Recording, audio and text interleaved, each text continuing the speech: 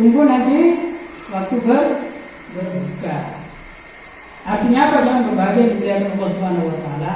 Setelah selesai Ramadan 11 bulan ke depan, kita diharapkan agar bisa menerapkan nilai-nilai kedisiplinan.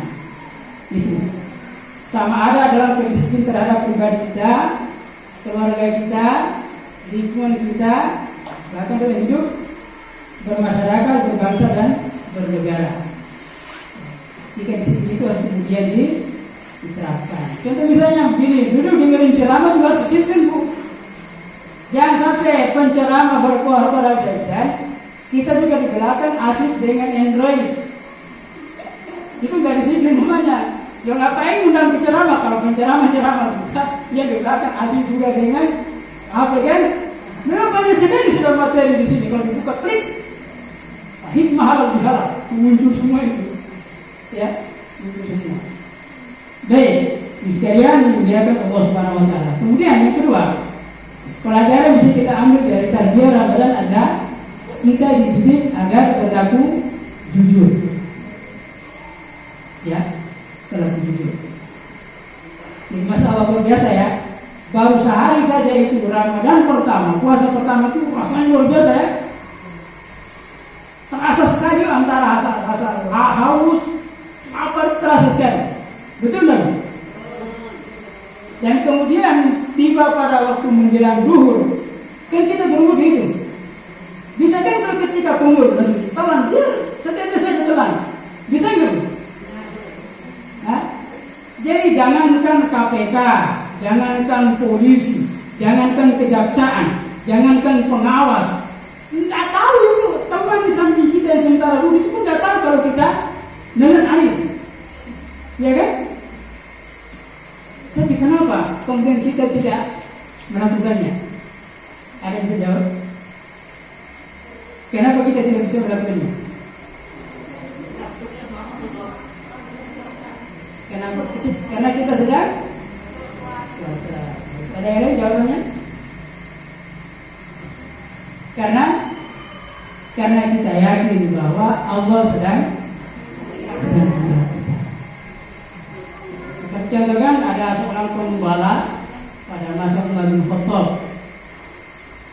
Ini anak gembala ini banyak sekali gembalaannya. Datang Umar bilang, "Wahai fulan, juallah satu itu kambing itu." Si anak gembala bilang, "Nggak bisa, karena kambing ini ada tuannya." Itu banyak sekali. Umar bilang, "Kau jual satu saja. Nanti kalau ditanya mana satu ekornya, kau boleh jadi makan serigala kah, apa kah." Tapi ketika itu anak itu spontan menjawab, "Kalau begitu wahai Umar, fa aina Allah?" Di mana Allah? Sama dengan ketika berpuasa. Bisa saja ketika wudhu kita bisa menelan air. Tetapi karena berangkat dari keyakinan yang kuat bahwa Allah Subhanahu wa taala sedang melihat kita. Kalau kita sendirian, pasti yang kedua itu siapa? Yang kedua itu siapa? Allah. Kalau kita berdua, yang ketiga itu siapa? Allah. Setan juga biar. Kita bahas Allah bukan setan. Ya. Karena luar biasa godaannya. Ada di sini yang masih belum menikah. Ada? Ya baik. Saya ambil contoh biasa anak muda ya. Kita pernah muda ya. Saya ini udah di sini saya udah ubah ini. Jadi masih muda saya. Karena tidak ada ya, baru saya perkenalkan siapa saja. Saya ditanyakan siapa ceramah ini. Anak muda itu biasanya kalau datang masuk pubernya, itu kan dunia bisa akan indah gitu. Apalagi kita lihat lawan jenisnya luar biasa. Dibawalah di bawah pohon bambu, ya kan? Ditemani oleh sang rembulan, berduaan saja. Si laki-laki ini memang nakal. tangannya mulai bergerak. Mulai bunyi deh, ayo deh. Nanti yang ceweknya jangan bang, tidak apa-apa jangan. Nanti cowoknya bilang nggak ada yang lihat. Betul ada yang lihat. Saya biasa bilang kalau dia bilang nggak ada yang lihat, terus yang ngomong itu siapa? Tidak ada orang yang lihat, yang ngomong itu siapa? Orang itu bukan. Jadi kalau ada muncul ibu sekalian, ada muncul sesuatu yang tidak baik, ada perasaan, nggak mungkin ada yang lihat, ya. Terus yang ngomong itu orang nggak? Nah, itu kita belajar untuk kemudian percaya dan jujur pada diri sendiri, ya. Sekalian yang dimuliakan Allah Subhanahu Wa Taala. Jadi merasa selalu diawasi Allah Subhanahu Wa Taala. Kemudian yang ketiga adalah tarbiyah Ramadan membentuk kita agar tumbuh rasa dan karakter kepekaan. Luar biasa ya. Selama Ramadan terasa sekali betapa sengsaranya dia kalau lapar dan haus. Sengsara enggak? Enggak ya? Ibu pura-pura saja. Padahal sengsara juga kalau ada detik-detiknya sengsara. Betul enggak? Ketika puncak lautan apa tiba-tiba disuruh begini. Repotnya itu. Sehingga untuk kepekaan luar biasa ya Allah ternyata ya. Saudara-saudara kita yang hidup serba kekurangan. Jangankan Ramadan saja itu tidak jelas makan. Dia boleh makan, ada sarapan paginya dia belum berpikir. Makan siangnya ada atau tidak. Tidurnya juga tidak jelas. Betapa sengsaranya mereka. Muncul kepekaan dalam diri kita. Itu kemudian saling apa? Saling berbagi. Ramadan mendidik kita untuk peka terhadap lingkungan sosial kita. Jangan ego sendiri. Pun kemudian jangan pernah berkeinginan untuk masuk surga sendirian. Kita kepingin agar kita masuk surga sama-sama. Jangan dibiarkan Allah Subhanahu Wa Taala. Jadi godaan begitu berat, godaan begitu dahsyat. Ya. Maka Ramadan mendidik kita untuk menahan hawa nafsu, bukan menghilangkan ya. Bukan menghilangkan. Jadi hawa nafsu itu ditahan-tahan. Jangan berbahagia yang dimuliakan Allah Subhanahu Wa Taala. Maka setelah Ramadan kita ditarbiyah dengan intensitas kita dalam beribadah kepada Allah Subhanahu Wa Taala. Maka tiba pada tanggal 1 Syawal bertepatan dengan Idul Fitri, kesempatan untuk kita saling memaafkan, saling silaturahmi, saling ya meringankan, saling mengunjungi dan lain sebagainya, saling bersalam-salaman. Dari awal tadi saya sampaikan bukan hanya sekedar bersalaman melalui simbol perjabatan tangan. Walaupun kemudian saat ini masih ada juga salamannya masih pakai kepal, ada sudah pakai jabatan tangan. Tapi lebih dari itu, bagaimana kita mengkondisikan hati kita juga untuk saling memaafkan, ya, saling memaafkan. Sehingga kita kepingin agar kebersamaan ini berlalu begitu saja. Kita kepingin agar kekompakan kebersamaan yang terjadi ini berhenti sampai di sini saja. Sebab kenapa? Sekalian, Panglima Besar Jenderal Sudirman itu pernah menyampaikan bahwa tidak akan ada kemenangan tanpa ada kekuatan.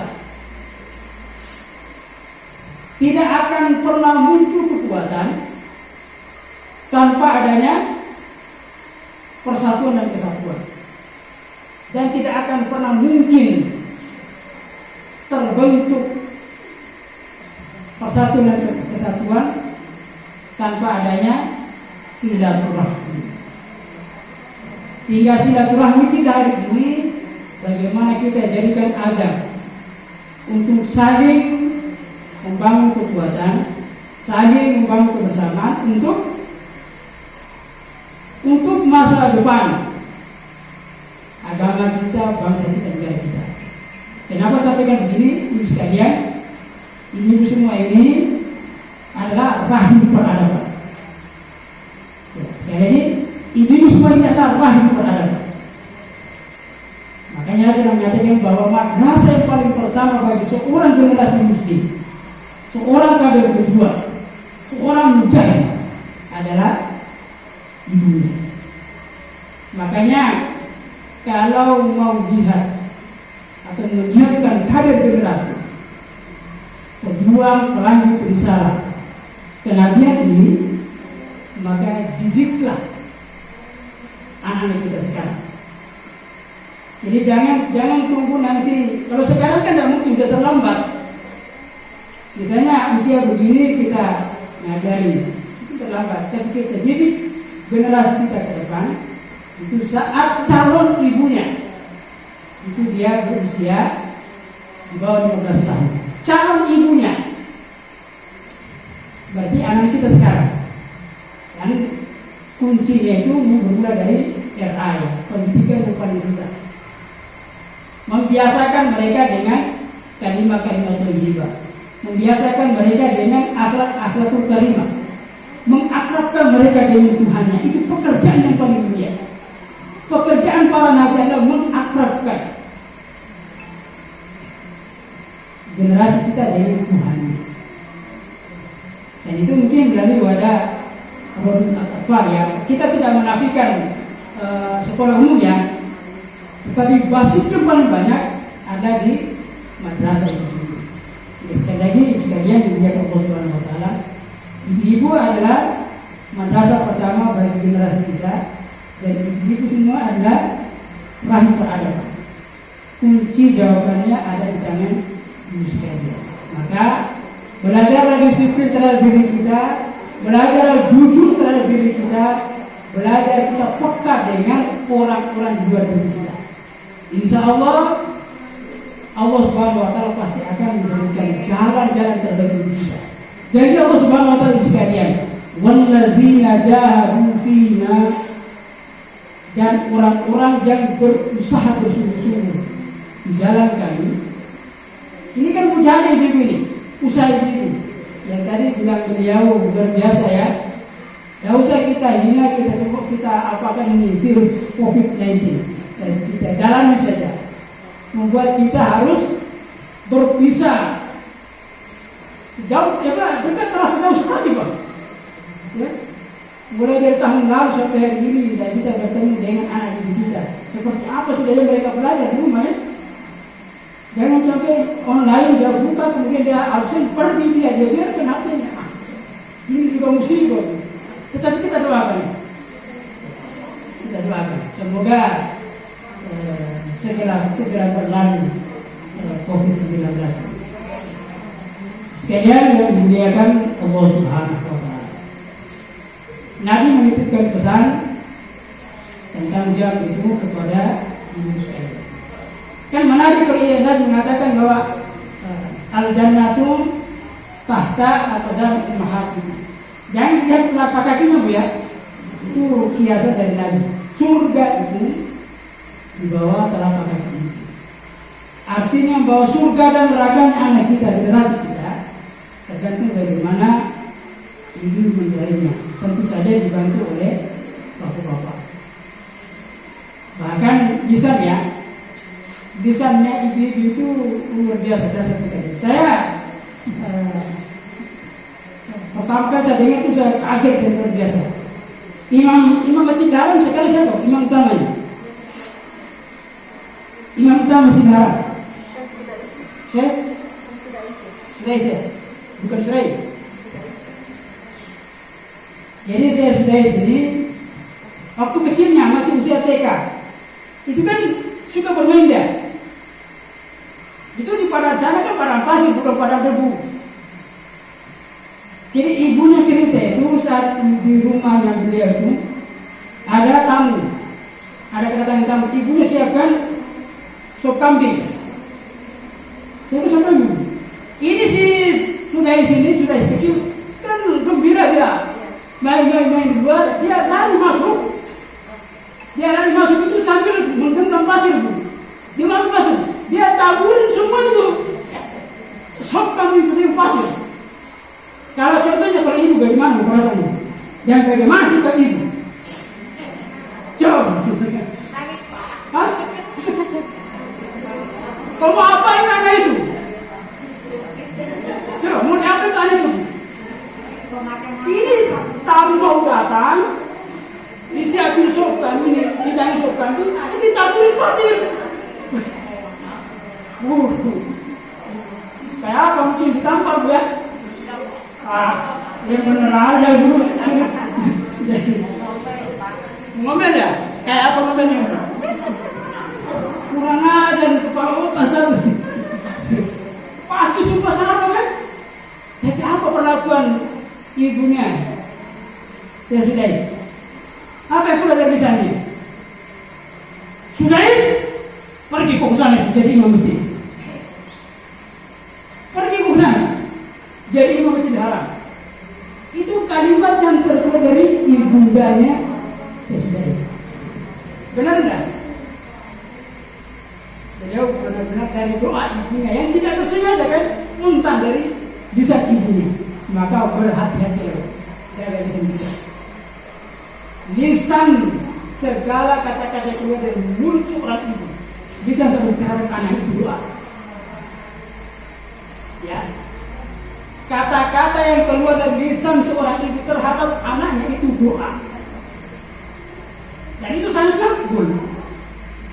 Makanya nanti kalau yang menghadap anak-anak yang beragam ya, kayak yang satu tadi itu kalau enggak sabar dari ini doakan. Ketika kita menghadap anak-anak yang rewel, yang kepala batu, yang membuat kita jengkel, yakin suatu saat nanti dia akan menjunjung kita termasuk dalam surga Allah Subhanahu wa taala. Tapi yakin. Supaya apa? Supaya ketika kita di sekolah dengan rewel itu gembira itu. Kita itu sedang bersama Allah Subhanahu wa taala. Allah akan mendidik iman kita menghadapi anak-anak yang dengan aneka ragam karakter. Allah sedang mendidik iman kita melalui anak-anak itu. Kalau anak SMP, SMA kan tidak perlu itu. Saya kalau yang TK, mama luar biasa. Tapi insya Allah perjuangan ibu tidak akan sia-sia. Tinggal apa? Luruskan niat kita, ya, luruskan niat kita. Hanya Allah Subhanahu Wa Taala satu. Bagaimana mengatakan innamal a'malu binniyat wa innamal likulli imrin ma nawa. Segala amal itu tergantung niat. Dan orang itu akan mendapatkan apa yang diniatkan. Semoga Allah Subhanahu Wa Taala memberikan kekuatan, kemampuan, kesehatan, keselamatan, pertolongan dan perlindungan kepada kita semua dalam menjalani sisa-sisa umur yang masih Allah tinggalkan kepada kita semua. Dan semoga bisa termanfaatkan pada hal-hal yang diridai Allah Subhanahu wa taala. Sekalian yang dimuliakan Allah Subhanahu wa taala. Kemudian sebelum saya akhiri sedikit sampaikan saya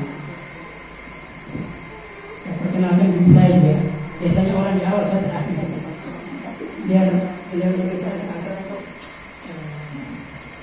dengan mungkin saya baru 4 bulan berjalan di Kota Tarakan. Nama saya belum saya Rahman Mansur. Tadi tambahan ya, Ustaz tambahan. Nama saya diberikan orang tua saya Rahman. Namun saja Mansur itu nama bapak saya. Tapi kalau saya buka di diari peninggalan ayah saya itu ada tambahan. Itu ibu tambahan itu kayaknya seperti mirip-mirip orang Malaysia. Jadi kalau ibu lihat, saya bukan orang Malaysia, benar? Bisa lihat, saya dari mana? Flores. Kalau dia kan sudah tebak, pasti lah. Dari mana? Ini bilang Flores. Kalau bapak kita dari NTT. Mana? Maluku. Flores NTT ya Ustaz. Ya, saya dilahirkan di sebuah desa ya. Nampak itu tahu. Harus di zoom baru kelihatan. Harus di zoom. Di desa Dohayong, Kecamatan Solor Timur, Kabupaten Flores Timur, Provinsi Nusa Tenggara Timur. Dekat dengan saya. Timur semua ya. Kalau saya di Medan itu biasanya orang Timur. Saya kelahiran tanggal 8 Mei 76. Ada yang mengusul dari saya? Betul ya. Betul lagi bapak ini. Karena ibu ini lebih tua lagi. Istri saya baru satu. Kaget lah. Semua kaget. Saya pertama kali ke sini Ramadan kemarin yang paling ribut. Setiap masjidnya saya datang ini saya bilang istri saya baru satu semua. Memang ini kenapa aku bilang baru satu? Rencana kita serahkan sama Allah mau yang berapa kita di masjid.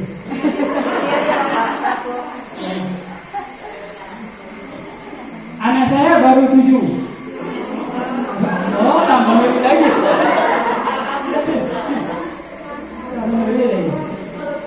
Ya, baru 7. Yang paling tua sekarang sedang menempuh kuliah di Sekolah Tinggi Ilmu Ekonomi di Depok, Jawa Barat. Yang pertama. Yang kedua di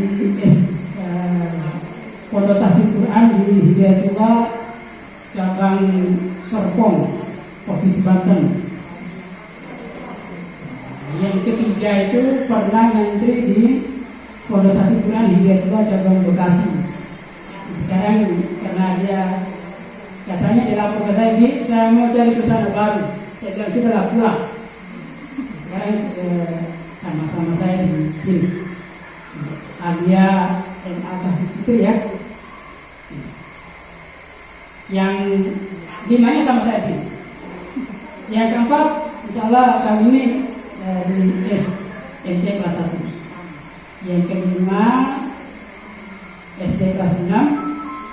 Yang keenam SD kelas 3. Yang ketujuh insyaallah susah betul saya suruh masuk di NA itu. Tadi dia mau ikut saya bilang enggak, sampai ini saja lah. Kalau ikut saya bisa ceramah itu. Yang ketujuh itu usia FA. Semoga bisa. Kedelapan masih dalam proses. Allahu Akbar. Dan 8 dia. Yang keempat, yang ketujuh ini sudah umur 4 tahun lebih.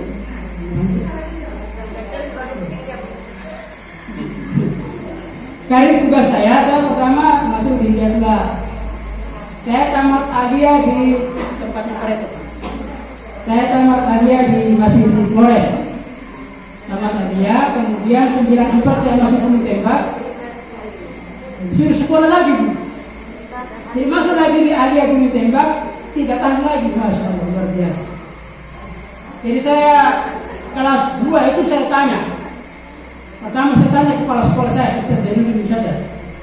Ustaz, kenapa saya tidak pernah naik-naik? Kan saya ditahan di kelas 2 itu. Apa jawabannya? Jalani aja man. Saya tanya lagi Ustaz Hasim. Ustaz, kenapa saya tidak dikasih naik ini? Sudah jalani aja, sudah. Bosan sudah saya tanya, saya jalani saja. Alhamdulillah. Akhir 96 saya ditugaskan membuka cabang baru di Kabupaten Pasir, tepatnya di Kecamatan Gajah. Bukannya masih kosong, masih hutan. Saya SK-kan ke sana. Saya tanya, Ustaz, ke sana tinggal di mana? Jadi apa? Cari sendiri. Mana ada orang Flores di sana nih? Tapi alhamdulillah dengan izin Allah, saya berangkat dari Balikpapan naik bis lintas Kalimantan Samarinda Banjarmasin malam saya ikut. Saya sampaikan sama supirnya, "Bir, sampai di Batu Kajang tolong turunkan saya." "Turunkan di mana, Pak?" "Ya, ada masjid, turunkan saya." Masuk ke di kecamatan itu ada masjid, saya turunkan. Jadi alamat rumah saya pertama di tempat itu di masjid. Orang pertama yang saya silaturahmi adalah imam masjid.